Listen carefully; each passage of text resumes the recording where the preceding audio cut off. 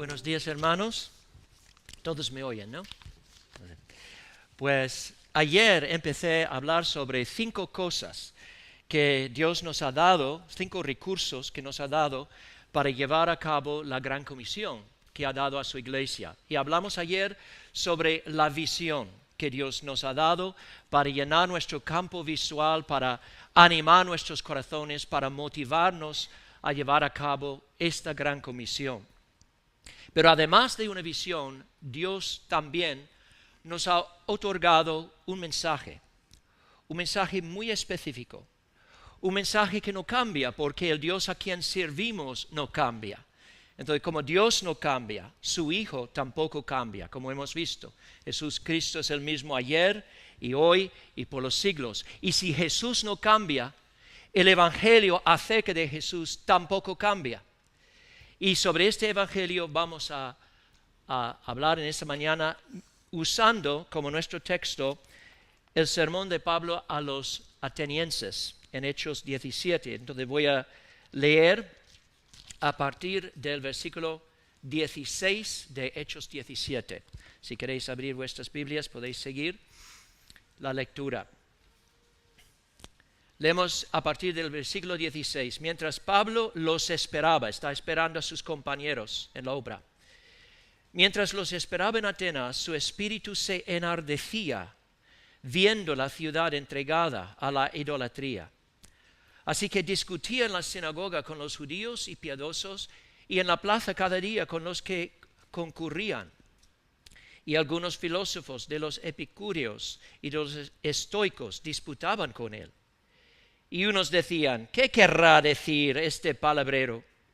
Y otros, parece que es predicador de nuevos dioses, porque les predicaba el evangelio de Jesús y de la resurrección. Y tomándole, le trajeron al Areópago, diciendo, ¿podemos saber qué es esta nueva enseñanza de que hablas? Pues traes a nuestros oídos cosas extrañas. Queremos pues saber qué quiere decir esto. Porque todos los atenienses y los extranjeros residentes allí en ninguna otra cosa se interesaban, sin en decir o en oír algo nuevo. Entonces Pablo, puesto en pie en medio del Areópago, dijo, varones atenienses, en todo observo que sois muy religiosos, porque pasando y mirando vuestros santuarios allí, hallé también un altar en el cual estaba esta inscripción: al Dios no conocido, al que vosotros adoráis pues sin conocerle, es a quien yo os anuncio. El Dios que hizo el mundo y todas las cosas que en él hay, siendo el Señor del cielo y de la tierra, no habita en templos hechos por manos humanas, ni es honrado por manos de hombres como si necesitase de algo, pues Él es quien da a todos vida y aliento y todas las cosas.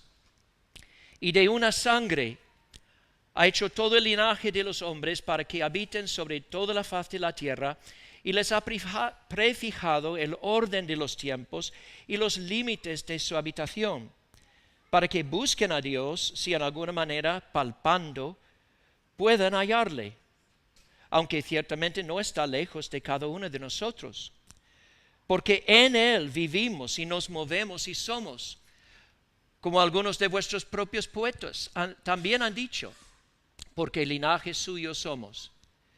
Siendo pues linaje de Dios, no debemos pensar que la divinidad sea semejante a oro o plata o piedra, escultura de arte y de imaginación de hombres. Pero Dios, habiendo pasado por alto los tiempos de esta ignorancia, ahora manda a todos los hombres en todo lugar que se arrepientan, por cuanto ha establecido un día en el cual juzgará al mundo con justicia por aquel varón a quien designó, dando fe a todos con haberle levantado de los muertos. Pero cuando oyeron lo de la resurrección de los muertos, unos se burlaban y otros decían, ya te oiremos acerca de esto otra vez. Y así Pablo salió de en medio de ellos. Mas algunos creyeron, juntándose con él.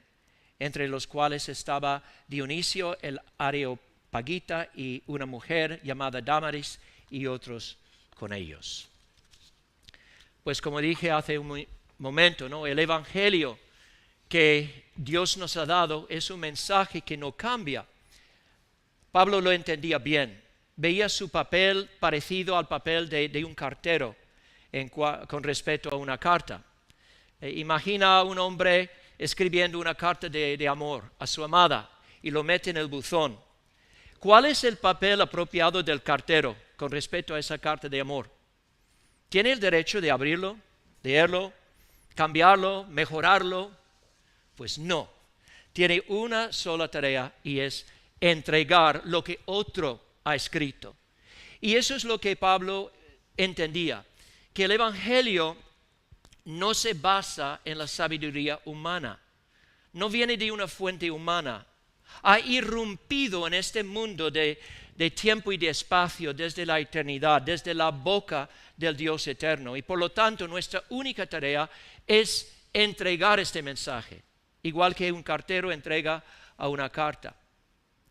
Pero aunque el mensaje no cambia en su contenido, es cierto que las personas escuchando sí cambian, la audiencia cambia. Y por eso Pablo siempre tomaba en cuenta a las personas con quienes hablaba. Cuando estaba predicando a los judíos, podía empezar ya con las Escrituras mostrando que Cristo cumple todas las profecías del Antiguo Testamento y podía demostrar que Cristo es el Mesías prometido. Pero en esta ocasión estaba hablando con filósofos griegos, paganos, adoradores de dioses falsos. Entonces no podía empezar allí. Si él hubiera dicho, mira, os voy a mostrar de las Escrituras hebreas cómo Cristo cumple todas las profecías y es el Mesías. Si hubiera empezado ahí, pues no hubieran sabido de qué hablaba. Entonces él empieza hablándoles de Dios. ¿Quién es Dios? Y en esta mañana quiero que quede muy claro lo que es el bosquejo o el esquema, digamos, del mensaje de Pablo, porque son 6 puntos realmente que forman la estructura de este mensaje. 3 temas, los 6 temas que Pablo toca, y si aprendemos bien estos temas, tenemos un bosquejo para usar en nuestro propio testimonio, cuando queremos compartir el Evangelio a otras personas. Porque yo os digo, hermanos, yo creo que los días en los que vivimos hoy en día son muy parecidos al primer siglo y son muy parecidos a la cultura de Atenas. Ahí la gente adoraba a muchos dioses, tenían muchas filosofías. Y hoy en día es lo mismo, ¿no? La gente adora a muchos dioses, tiene muchas filosofías, cada uno piensa que su verdad es la verdad para él, pero que no hay una verdad que abarque todo el mundo, que es la misma verdad para todos. Entonces Pablo va a hablarles acerca primero de Dios, luego del hombre, en tercer lugar del pecado y como consecuencia del pecado el juicio, en quinto lugar del arrepentimiento. Y finalmente, después de preparar todo este contexto de verdad que ellos desconocían, Él les va a hablar sobre Cristo y la resurrección. Así que este es el bosquejo. Y comienza hablándoles acerca de Dios. Y lo que dice va a explotar su cosmovisión. Porque en aquel entonces los griegos, la mayoría eran politeístas. Creían en muchos dioses. Y juntamente con esta idea de muchos dioses era la idea de que cada dios tenía su propia esfera de autoridad, su propia esfera de poder. Y de hecho creían que cada nación tenía su dios, cada región, cada localidad tenía sus dioses locales. Entonces era necesario respetar todos los dioses. Y lo primero que Pablo les va a decir es que todos los dioses que los hombres adoran son ídolos, son dioses falsos, no tienen existencia, porque hay un solo Dios. Y ellos mismos reconocían que no tenían todo conocimiento. Había algo, podemos decir, un poco humilde en esta declaración que tenía en el templo, ¿no? A un Dios desconocido. Ellos mismos reconocían que no tenían todo conocimiento. Entonces, para no olvidarse de ningún Dios, edificaron un templo para adorar a un Dios desconocido. Entonces Pablo empieza ahí. Mira, este Dios que vosotros mismos confesáis que sois ignorantes de ese Dios, pues yo os lo voy a proclamar. ¿Y qué es lo que nos dice acerca de Dios? ¿Cuáles son las cosas que destaca en su presentación de Dios? Primero, que es el Creador y el único Creador. El Dios que hizo el mundo y todo lo que hay en él. El hecho de que hay un solo Creador de todo, nos dice algo acerca de Dios. Primero, que es un ser de poder sin límite. De poder sin límite. Y eso es cada vez más obvio cuanto más sabemos acerca del tamaño de este universo. Vivimos en el siglo XXI y ahora a través de estos telescopios, el James Webb y otros telescopios, están descubriendo cosas acerca del tamaño del universo que son asombrosos. Por ejemplo, hace unos pocos años los astrónomos estimaban que en el universo visible había alrededor de 200.000 millones de galaxias, no digo estrellas, 200.000 millones de galaxias, 2 con 11 ceros. Y ahora a través de los nuevos descubrimientos estiman que puede haber 10 veces más ese número, o sea 2 billones de galaxias, 2 con 12 ceros. Y además se estima que cada galaxia, una galaxia promedio, tiene alrededor de 100.000 millones de estrellas.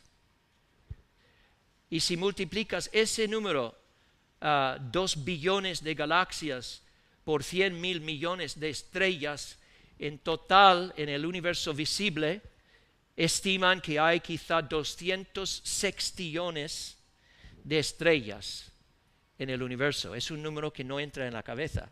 Y sin embargo la Biblia dice que Dios ha nombrado cada una de esas estrellas, conoce su nombre. Y ahora, si eso no te deja asombrado, piensa en esto. Nuestro Sol se considera una estrella de tamaño medio. Los científicos estiman que cada segundo el Sol produce la misma cantidad que 5.000 millones de bombas nucleares de un megatón. Cada segundo. Alguien ha dicho que esta es la cantidad de energía para suplir toda la energía a los Estados Unidos durante 9 millones de años. Cada segundo produce esta cantidad de energía.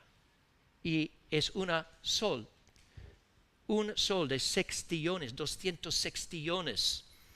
O sea, estamos hablando de números totalmente incomprensibles. Y lo que entra en la mente de todo es ¿por qué ha hecho un universo tan vasto? El incrédulo dice, ¿ves? Esta es la demostración que el hombre carece de importancia. Es tan pequeñito, carece de importancia.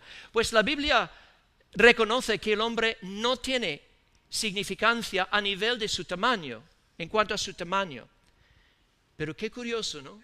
Que criaturas tan limitadas como nosotros, tan finitas, sin embargo, hemos podido hacer todos estos cálculos. Hemos podido saber cómo es el universo. Eso da un testimonio de que el hombre es especial, es criatura hecha a la imagen de Dios. La razón bíblica por la que Dios hizo el universo así es para darnos una idea de su poder y grandeza sin límite. Para que le reverenciemos, para que reconozcamos que su poder es sin límite y nosotros somos criaturas pequeñas, limitadas y dependemos de Él.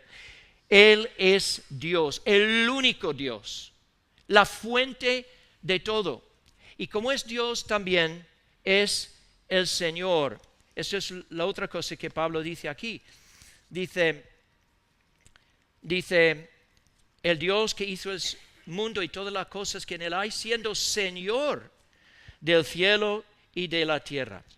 El Señor es el que tiene autoridad suprema. Dios tiene autoridad suprema. Como dije ayer, esta es la razón por la que Él puede mandar a sus criaturas. Es su creador, tenemos nuestra existencia de Él. Le debemos todo, sobre todo nuestra obediencia, nuestro honor, nuestro amor. Entonces, Él es el Señor de todo. Y como Señor y Creador, Pablo destaca dos otros atributos de Dios en el versículo 24. Su omnipresencia y su independencia. Mira 24. El Dios que hizo el mundo y todas las cosas que en él hay, siendo el Señor del cielo y de la tierra, no habita en templos hechos por manos humanas. Como dije antes, ¿no? Los paganos concebían a sus dioses como seres limitados y creían que al construir un templo para uno de sus dioses, ese templo se hizo el centro donde se manifestaba el poder de su Dios. Pero Pablo dice, mira, piensa lógicamente, si Dios es el creador de todo, Él no encaja en su creación. Trasciende infinitamente su creación, no puede limitarse a un lugar a otro. Yo me acuerdo de una cosa que dijo uno de mis profesores en el seminario, R.C. Sproul, tuve como profesor, y quedé asombrado cuando lo dijo. Y no sé si me acuerdo bien de la frase, pero dice, Dios es completamente presente en todos los lugares y localmente presente en ninguno. Y lo que quería decir con eso es que no se puede medir la presencia de Dios. Si yo digo, hay una nube por encima de la ciudad, pues esa nube se puede medir. Estamos bajo una parte de la nube y mi vecino que vive al otro lado de la ciudad, él está bajo otra parte de la nube. Se puede medir la extensión, la anchura, la longitud, se puede medir la cantidad de agua.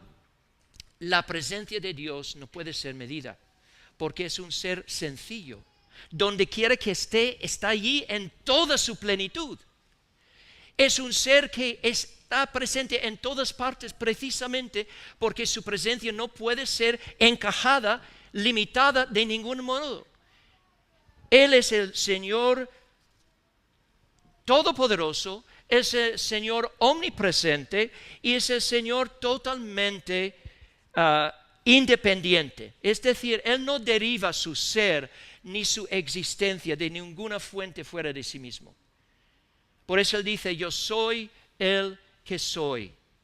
Vive en el eterno ahora, porque es la fuente de todo, es el fuente eterno, sin principio y sin fin.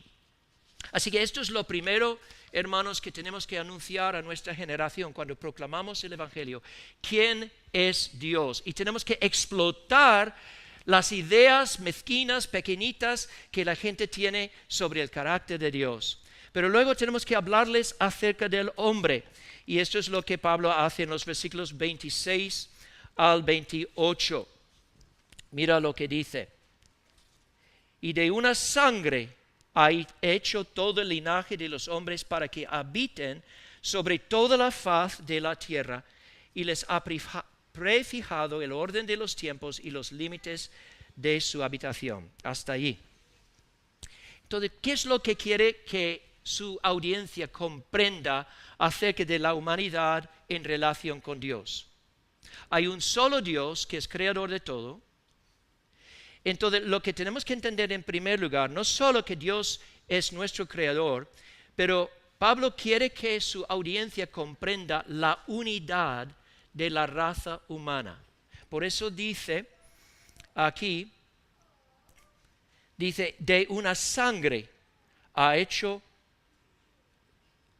todo, el linaje, no los linajes, el linaje de los hombres. Ahora bien, en el griego original simplemente dice de uno ha hecho todo el linaje. Algunas versiones traducen del uno, de un hombre. Otros comentaristas de una sangre. Pero la idea es básicamente que toda la raza humana ha descendido de un solo hombre, Adán. Y hermanos, yo creo que este es un punto del Evangelio al que tenemos que aferrarnos con un agarre muy firme, porque hay muchos hoy en día que están tratando de derribar la doctrina de la unidad de la raza humana en Adán. Adán como el primer hombre. Hay organizaciones como biólogos, a lo mejor habéis oído de biólogos, que están tratando de meter la idea del darwinismo en las iglesias y decir que Adán y Eva realmente no existieron, que son dos figuras literarias, simbólicas, que representan la humanidad en sus etapas tempranas. Hermanos, no se puede quitar a Adán del Evangelio. El Evangelio se gira alrededor de dos hombres, el primer Adán y el último Adán. Si Adán no vivió y si el pecado no entró en el mundo a través de Adán, bueno, si Adán no vivió no puede haber una caída. O sea, la Biblia enseña claramente, si lees Romanos 5, que el pecado entró en el mundo por un solo hombre. Entonces yo pienso y yo creo firmemente que la afirmación de la unidad de la raza en Adán es elemento esencial del Evangelio apostólico y bíblico. No podemos eliminar a Adán. Además tenemos su genealogía. Tenemos muchísimas afirmaciones para entender que es el padre de la raza humana. Y dado que Dios nos ha hecho todos hijos e hijas de Adán, la siguiente verdad que Pablo enfatiza es nuestra condición de criaturas y es nuestra total dependencia del gobierno providencial y soberano de Dios sobre todas las circunstancias de nuestra vida. Por eso dice que Dios nos ha hecho de una sangre para que los hombres habiten sobre toda la faz de la tierra, una referencia al mandato cultural que Dios le dio a Adán al principio, que los hombres habiten sobre toda la faz de la tierra, y les ha prefijado el orden de los tiempos y los límites de su habitación. Es una clara declaración de la soberanía de Dios sobre las circunstancias de nuestra vida. Es decir, Dios, que sabe todo de antemano, ha prefijado de antemano el curso de nuestras vidas. Él sabe y ha ordenado de antemano los lugares donde vamos a vivir, el tiempo que vamos a permanecer en un lugar. Yo solamente descubro, digamos, este plan divino a medida que vivo mi vida, pero nada que hago nunca coge a Dios de sorpresa. Pablo lo dijo, David lo dijo en el Salmo 139 hace muchos años. No fue encubierto de ti mi cuerpo, bien que en oculto fui formado y entretejido en lo más profundo de la tierra.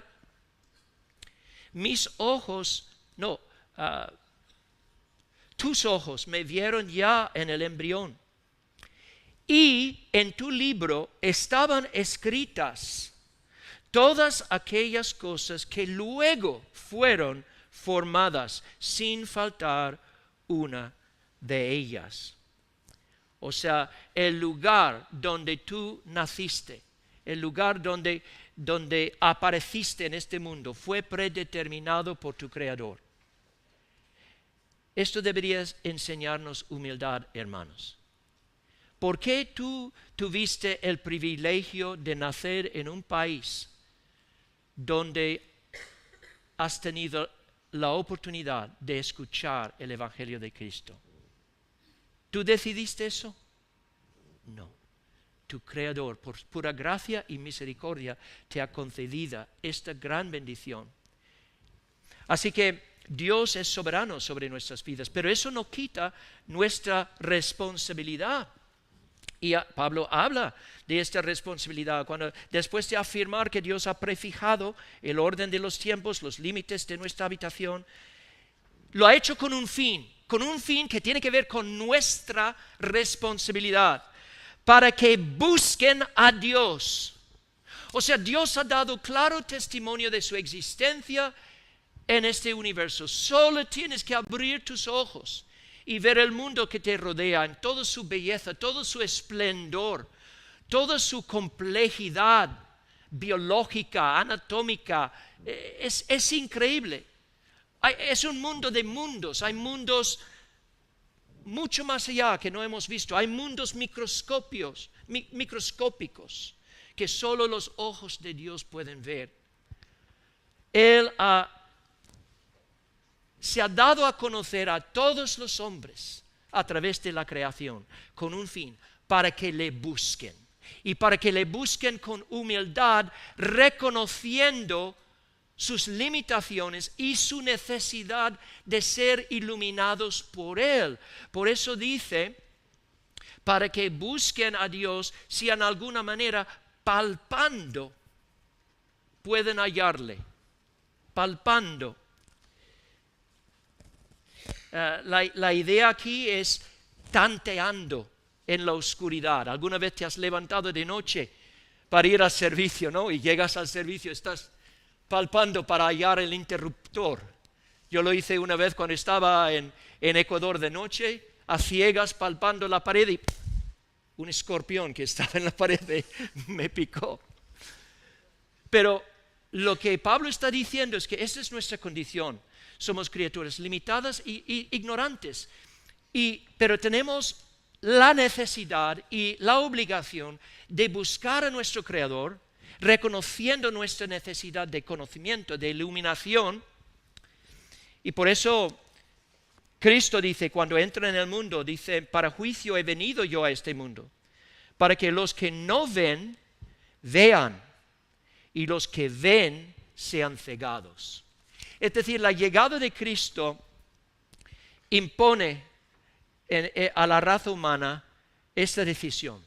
¿Voy a llamarme sabio? ¿Voy a decir que yo entiendo todo, que mi comprensión abarca todo sin Cristo?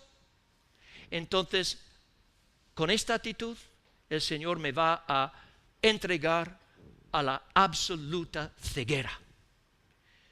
Pero si mi actitud es, Señor, yo sé que tú eres el Creador y yo no sé nada, Señor, ilumíname, ayúdame a entender la verdad. Pues a esa alma Dios le va a iluminar, le va a dar entendimiento. Y tenemos la obligación, cada ser humano tiene la obligación de buscar a Dios. Pero tristemente, ¿qué pasa? Pues tristemente, en lugar de buscar al verdadero Dios, decidimos crear a dioses a nuestra medida. Dioses que nos convienen, dioses humanos, dioses que nos permiten vivir conforme a nuestras lujurias, a nuestros deseos, a nuestra propia voluntad corrupta. Dioses a quienes pensamos que podamos sobornar con ofrendas. Y eso es también lo que dice Pablo en el versículo 28. Bueno, primero afirma que en Dios vivimos, nos movemos y somos. Eso no quiere decir que somos parte de la esencia de Dios, como los panteístas dicen. Simplemente quiere decir que Dios nos rodea en todo lo que hacemos. Él está delante de nosotros, detrás de nosotros. No podemos tomar ninguna decisión que Él no sepa de antemano, que Él no ha preordenado, no ha prefijado de antemano, porque vivimos en Él, vivimos bajo su providencia, su gobierno soberano. Pero luego dice, siendo pues linaje de Dios, no debemos pensar que la divinidad sea semejante a oro o plata, a plata o piedra, escultura de arte y de imaginación de hombres. Pero esto es exactamente lo que hacían los atenienses. Entonces eso le lleva al siguiente tema, el pecado. Dios ha creado al hombre con el fin de que el hombre busque a Dios, pero en lugar de buscar a Dios se entrega a la idolatría. Y esto viola el sentido común. Porque obviamente si Dios es el creador de todo, Él no puede tener una naturaleza semejante a lo que ha creado. Si Él ha creado el oro, la plata, Él no puede tener una naturaleza de oro o de plata. Él no puede ser semejante a ninguna criatura porque es el creador de todo. Pero eso es lo que los hombres siempre han hecho. Han tratado de crear un Dios a su imagen, un Dios que es nada más que una porción de la creación elevada y convertida en un objeto de adoración. Solo tienes que ver el panteón de dioses en el antiguo egipcio. Y es como hacer una visita al zoológico, porque allí tenían dioses con cabezas de gatos, de ranas, de pájaros, de serpientes. El hombre, en su rechazo del verdadero de Dios, cae en un profundo abismo de oscuridad y piensa que está adorando a Dios cuando solo está adorando los inventos de su propia imaginación. Todos, dijo Calvino, por naturaleza somos fabricantes de ídolos. Y como dije ayer, un ídolo puede ser muy sofisticado.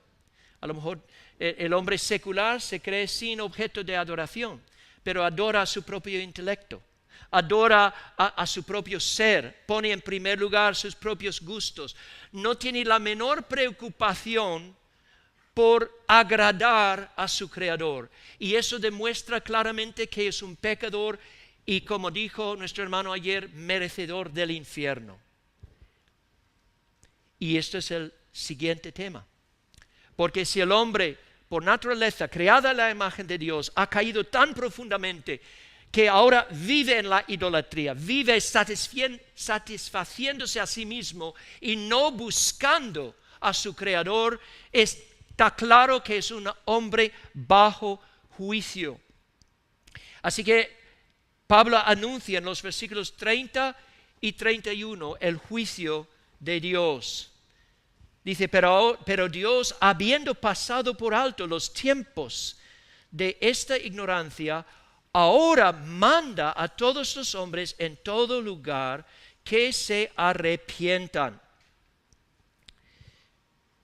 ¿Qué es lo que dice Pablo acerca del juicio en este versículo? Pues afirma claramente que hay un día futuro, hay un día específico en el que Dios va a juzgar a todos los seres humanos y será el juicio final, el último acto de juicio que Dios hace. Dios está juzgando ya el pecado. O sea, yo creo que vemos claras evidencias que estamos viviendo en una sociedad bajo el juicio de Dios. Una sociedad que no puede distinguir entre lo que es un hombre y una mujer. Una sociedad que piensa que un matrimonio puede consistir de 2 varones o 2 mujeres o quizá 3. Es una sociedad ya bajo el juicio de Dios, ya viviendo en el engaño.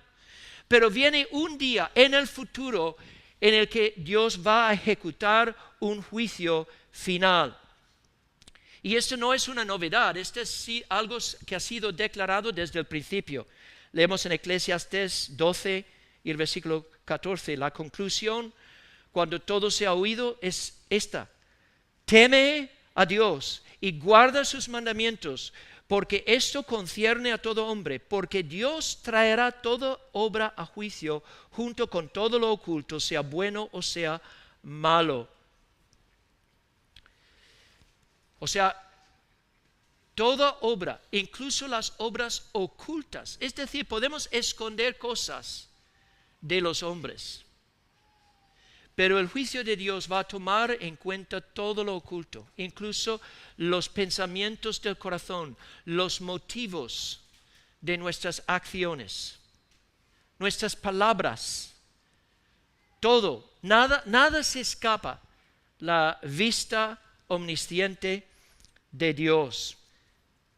Dice Jesús, os digo que de toda palabra vana que hablen los hombres darán cuenta de ella en el día del juicio. Como dijo nuestro hermano ayer, no hay otra figura en toda la Biblia que habla más del juicio que el Señor Jesús. Y si hay predicadores hoy en día que hablan mucho de Jesús y no hablan nunca del juicio, están predicando otro Jesús. No están predicando el Jesús de la Biblia. Tenemos que predicar todo el consejo de Dios porque el Evangelio es suyo, no es nuestro para cambiar. Entonces, en ese día, dice Pablo, Dios juzgará el mundo con justicia. Y estas son muy malas noticias para los que no quieren tener nada que ver con Dios, pero son buenas noticias para los creyentes. Dios va a triunfar sobre los poderes del mal. Dios va a corregir todo lo malo, va a poner las cosas en orden. Los que se han endurecido contra Él y siguen endurecidos tendrán que ir a su lugar. Pero los que han confiado en Él llegarán a su destino bendecido y glorioso para vivir con Él para toda la eternidad. Esta es la esperanza del creyente. Esta es la buena nueva que tenemos que anunciar al mundo. Pero es un mensaje no solo de buenas nuevas, sino también de advertencia. Estamos diciendo, hay un día de juicio venidero y ese juicio va a ser final, va a ser irrevocable y la consecuencia del juicio será para los salvos gloria eterna, para los condenados la miseria y el tormento eternos. Y si dejáramos de predicar ahí, ¿qué? ¿Dejaremos a la gente sin ninguna manera de responder? Y por eso Pablo habla de su quinto tema, el arrepentimiento. Debemos proclamar el arrepentimiento porque es la única manera de prepararnos para el día de juicio. Si hemos vivido en el pecado, si hemos vivido en el arrepentimiento, el mensaje de Dios no es, ahora mismo me lavo las manos de ti. No, el mensaje de Dios es, yo no me regocijo en la muerte del pecador. Así que arrepentíos, volveos y hallaréis misericordia. Hoy es el día de misericordia.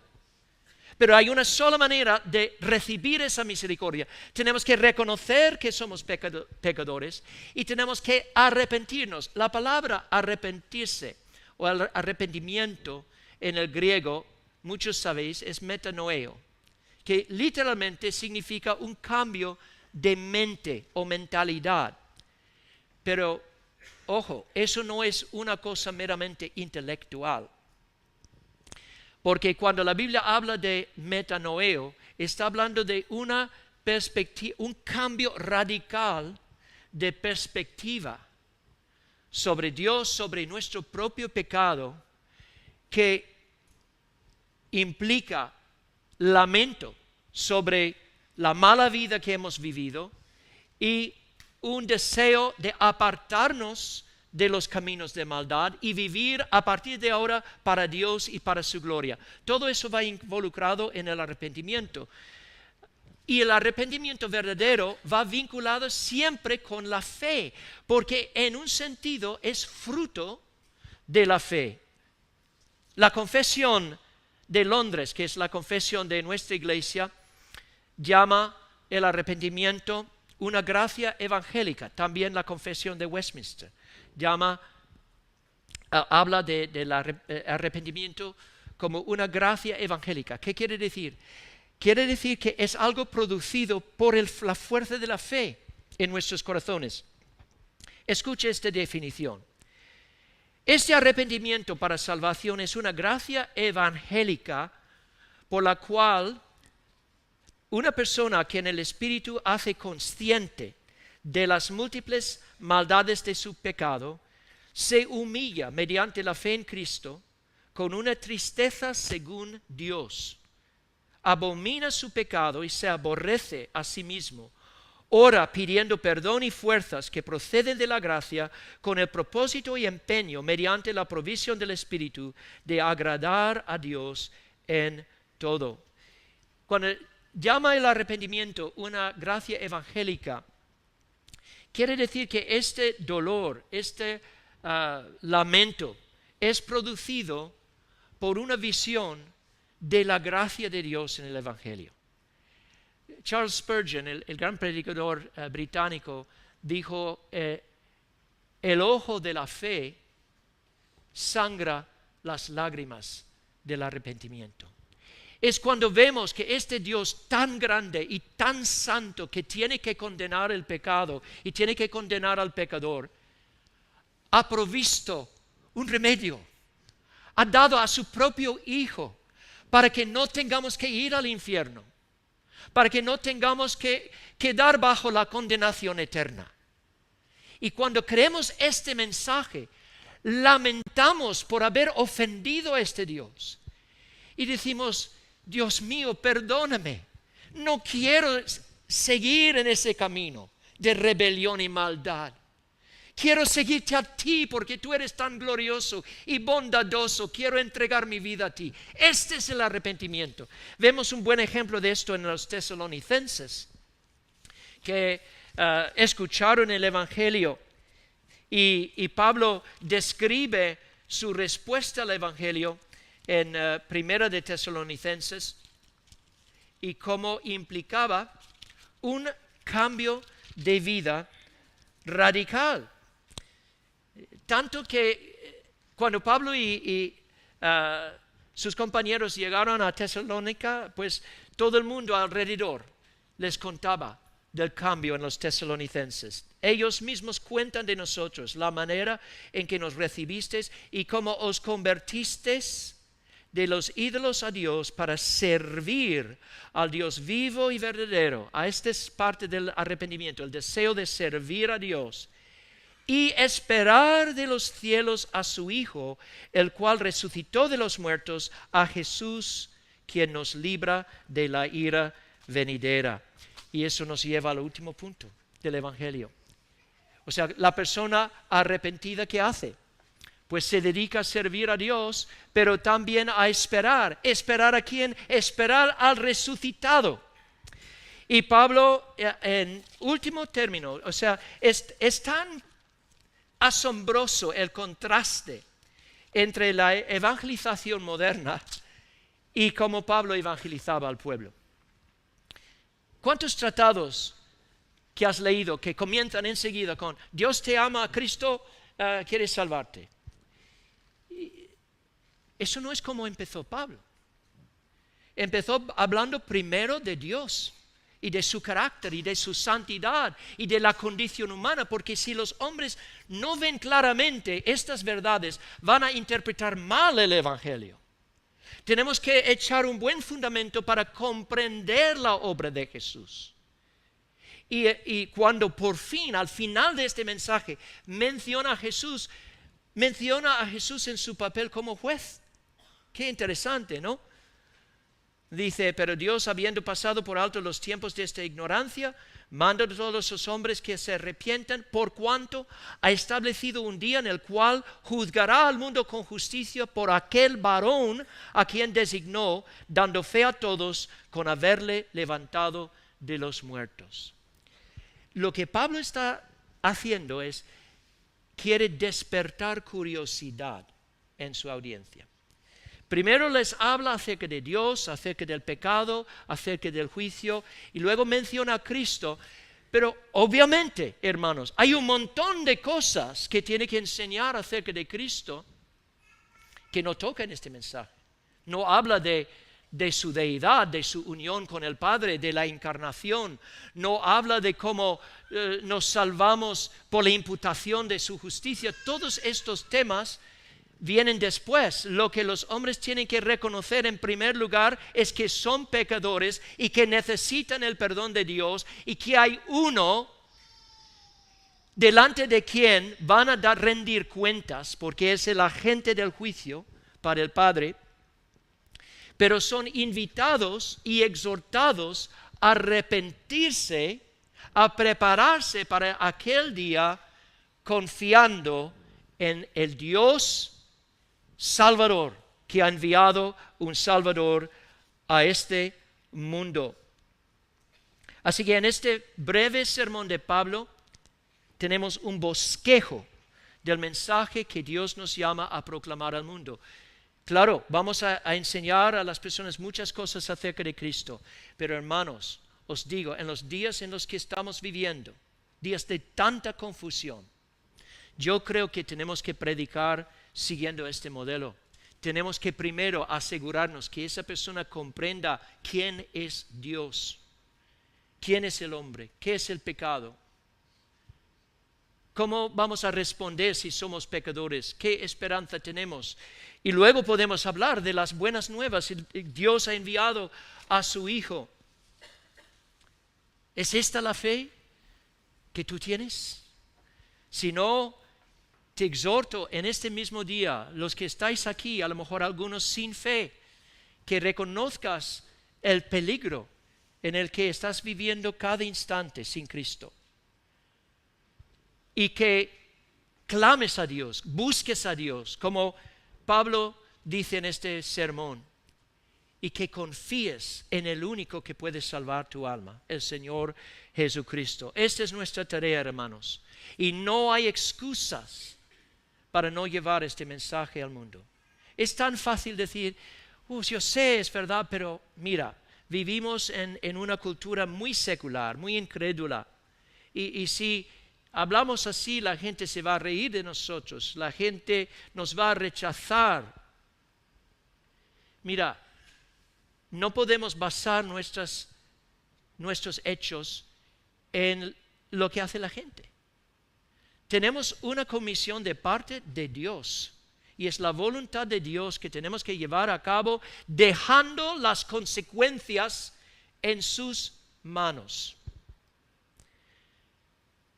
Nos quejamos de lo difícil que es el día en que vivimos, pero piensen lo difícil que tenían los creyentes en Jerusalén en el primer siglo, cuando empezó la persecución por la fe. Y leemos, en aquel día hubo una gran persecución contra la iglesia que estaba en Jerusalén, y todos, salvo los apóstoles, fueron esparcidos por los alrededores de Jerusalén y Samaria. ¿Cómo te gustaría que de la noche a la mañana fueras arrancado de tu casa y tuvieras que huir para salvarte la vida? Sería muy fácil decir, mira, voy a quedarme callado, estoy en una situación muy difícil, mira, hemos sido esparcidos a los cuatro vientos, ¿qué vamos a hacer ahora? Pues os digo lo que hicieron aquellos cristianos. Dice, pero los que fueron esparcidos iban por todas partes anunciando el Evangelio. Ellos entendían que Dios nos esparce por el mundo precisamente para que seamos voceros, para que cada uno en su propia esfera proclame la verdad del Evangelio. Así que no tengamos excusa, más bien tenemos una responsabilidad y sobre todo un gran privilegio de hacer brillar la luz en medio de la oscuridad, anunciando a Cristo, porque Él y solo Él es la luz del mundo. Amén.